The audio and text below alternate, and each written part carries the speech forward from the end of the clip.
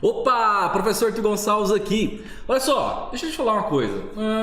Vamos parar para pensar quais são os cinco, vamos pôr cinco? Cinco eu acho que é um número legal. Os 5 passos que um profissional, um analista fiscal realmente precisa ter, né? Quais são os 5 passos que ele precisa trilhar, né? Para poder realmente ser uma referência aí na área, né? Ser um grande analista fiscal, alguém respeitado e bem remunerado por isso, tá bom? Vamos lá. Passo 1.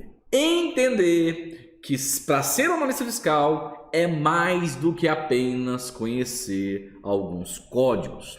Infelizmente, muita gente que trabalha no setor fiscal acredita que ele só vai ser realmente uma pessoa que conhece tudo do departamento, que entende do departamento fiscal, o dia que ele entender os CFOPs, decorar os CFOPs, decorar o CST de CMS, decorar o CST de PIS e COFINS, decorar o CST de IPI e decorar código. E conhecer código, e código, e código, e código, e código. E para o bem da verdade, claro que é importante, né? Os códigos e tal. Mas a gente tem que saber que não é a realidade que se adapta aos códigos de codificação fiscal. Mas sim, as codificações fiscais foram feitas para a realidade. Onde eu quero chegar aqui? Eu quero chegar que se você ficar uma pessoa travada em códigos, e eu não estou dizendo que não é importante, tá? É importante. Mas se você ficar uma pessoa travada nos códigos, olha, nossa, essa operação é uma operação... ele vai vender, mas na hora que ele vai vender, ele não está com ele o estoque, ele vai comprar da indústria e da indústria vai mandar direto para ele.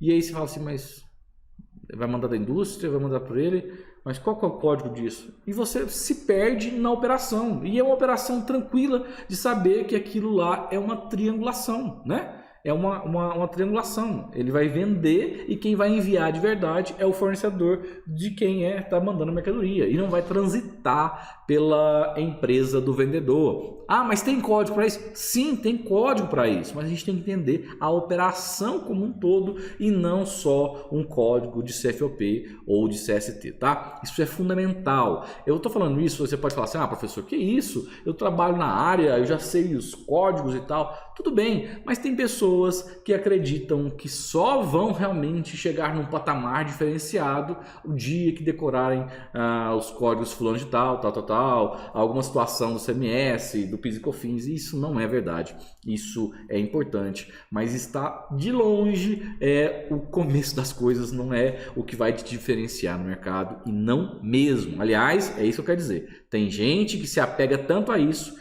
que não consegue destravar a sua carreira, porque fica lá travada em código, código, código e código. Tá, o que mais? Segundo passo, né? Segundo passo para um analista fiscal realmente ser referência, ser renomado no mercado, né? O que é? Ele tem que entender que toda mudança na legislação é uma oportunidade. Vou falar de novo, segundo passo, toda mudança na legislação é uma oportunidade. Por que eu estou falando isso? Porque tem muita gente que acredita que o dia que ela aprender aquela legislação do ICMS do estado tal, ou o PIS e COFINS, ou o imposto de renda, ele vai realmente ser... Mas quando ele está lá começando a estudar, vem uma alteração na legislação e muda tudo que ele já começou a estudar e ele se desespera. E a verdade é que toda mudança na legislação é uma baita oportunidade. Por que é uma baita oportunidade? Porque iguala a todos. Como assim, professor? Iguala a todos? Claro, quem já sabe aquilo lá vai ter que voltar e se debruçar para aprender, e você que não sabia nem o anterior vai poder se debruçar para aprender o novo. Então, sim, é uma oportunidade. Para quem ainda não domina, é uma grande oportunidade. E para quem já domina a legislação anterior, se ficar com aquela mais uma mudança, vamos nós de novo, a legislação vai mudar de novo, ou profissão que não acaba, que não para de mudar, toda hora tem mudança, é uma grande oportunidade, porque quanto mais você realmente está flexível a essas mudanças, mais conhecimento você vai ter. Isso é muito, muito, muito, mas assim, é fundamental para a sua carreira, tá? Passo 3. Você precisa dominar os 3 principais regimes tributários do Brasil. Não dá para ser chamado de analista. Só é analista quem domina os 3 principais regimes tributários do Brasil. E eu estou falando, é claro, do Simples Nacional, que de simples só tem um nome. Eu estou falando, é claro, do lucro presumido, que tem muita gente que pensa que o lucro presumido é só multiplicar vezes um, vezes o outro, vezes 8, vezes 15, e não sabe nem o que é receita de verdade e comete erros crassos na hora de fazer a apuração do lucro presumido, e também do lucro real. E para fazer do lucro real, tem que ter um conhecimento, para dominar o lucro real, tem que ter um conhecimento transversal, digamos assim, para usar uma palavrinha bonitinha, né? Um conhecimento transversal, porque não dá para apurar o lucro real se não conhecer, se não dominar a parte contábil. Então sim, um bom analista, um analista de renome, um analista de destaque, ele também tem conhecimento em outras áreas. Tá bom? Esse é o nosso terceiro passo, né? Qual que é o nosso quarto passo? O quarto passo, com certeza, é saber interagir com outros atores ou com situações externas ao seu departamento, à sua mesa, ao seu computador e à sua papelada. Por que eu estou falando isso? Por exemplo, um analista fiscal desejado pelo mercado, que é realmente alguém que é de destaque, ele é alguém que tem capacidade de pegar o telefone, ligar para o programador da empresa e falar: olha, eu estou precisando de tal situação, isso aqui está errado no seu programa, o programa está fazendo assim, assim, assado, e o correto é assim, assim, assado. E ele vai dizer assim: ó, mas cadê a base legal? E você vai dizer para ele: a base legal está no artigo tal, no inciso tal, lá para você, pode olhar, está assim, assim, assado, e o seu programa está fazendo assim.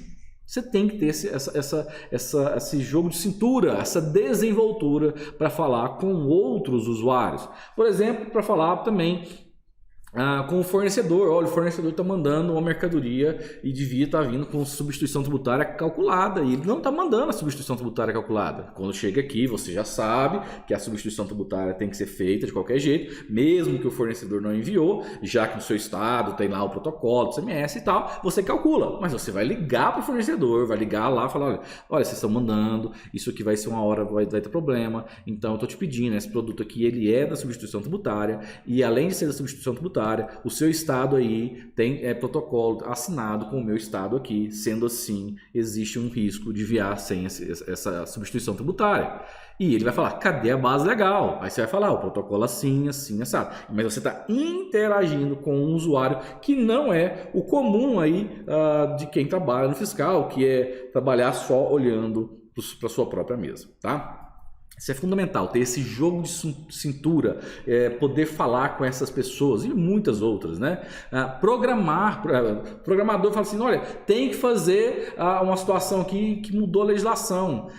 Como que eu faço? Você vai lá programar? Claro que não estou falando que um analista fiscal tem que programar, mas ele tem que saber desenhar para o programador, ele tem que saber conversar com o programador de uma forma que o programador entenda e transfira aquilo que ele entendeu do analista para códigos. Explica melhor isso que eu não entendi, professor. Tá, vamos lá. Surgiu uma mudança que agora, suponhamos que além de o DIFAL, por exemplo, tem que fazer o cálculo do DIFAL, e aí o cálculo do DIFAL ele é feito baseado no valor da entrada, e aí tem que fazer assim, assim, assado. Tá, aí tá lá na legislação. E o programador não está conseguindo fazer isso porque ele não sabe, porque tem muitas informações desencontradas. E ele vai para lá: olha, funciona assim, assim, assado. Eu vou te mandar alguns exemplos de cálculos. Se você ficar com alguma dúvida, me liga que a gente vai aí e organiza. Ou se não, olha, eu vou fazer a parametrização do sistema. Você pode mandar para mim esse dado numa planilha de Excel e eu vou preencher. Você faz o output e depois você vai fazer o input através dos dados que eu coloquei. Você consegue conversar com informações que ele tem, esse trânsito entre vocês dois é importante, tá? Aí você fala assim: professor, você tocou muito a respeito do programador. Porque é importantíssimo que uma empresa tenha o seu software, né? O seu software tem que estar parametrizado da forma correta. E não é obrigação da software house ou do programador fazer uma parametrização fiscal, contábil ou qualquer ela que seja, tá? Beleza? E o quinto passo? O quinto passo é realmente ter paixão, desejo pelo conhecimento, desejo, buscar conhecer, aprender, se diferenciar, saber que você não pode ser um robozinho da contabilidade. Sabe os robozinhos da contabilidade? E não sabe o porquê das coisas, o porquê está fazendo, ou às vezes até sabe, teoricamente falando, lê, mas não sabe aplicar aquilo na prática. Tem que sim ir para a prática, então tem que ter um conhecimento que dá resultado. Essa palavra é importante. Se você der resultado, o resultado volta em reconhecimento, em você se tornando uma referência e também em remuneração. Beleza? Então é isso. Forte abraço, fique com Deus e até mais!